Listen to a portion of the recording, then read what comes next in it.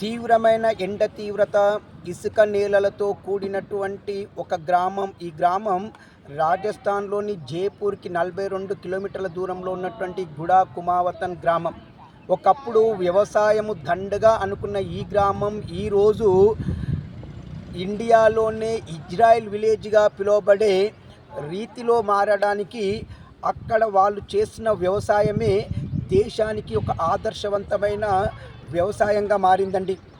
ఒకప్పుడు వ్యవసాయం మొదలెద్దామనుకున్న అక్కడి రైతులు ఈరోజు ఆ గ్రామంలో ఉన్నటువంటి 500 మంది రైతులకి ప్రతి ఒక్కరికి ఒక పాలి హౌస్తో మొత్తంగా ఆ గ్రామంలో 2000 పైచిలకు పాలి హౌజులు ఉండడమే కాకుండా సంవత్సరానికి పాలి హౌజ్ వ్యవసాయంతో కోట్లల్లో టర్నోవర్ చేస్తూ మొత్తంగా దేశానికే ఆదర్శవంతంగా నిలిచినటువంటి గుడా కుమావతన్ గ్రామం నేను నా ఛానల్ త్రూ అభినందనలు తెలియజేస్తున్నాను.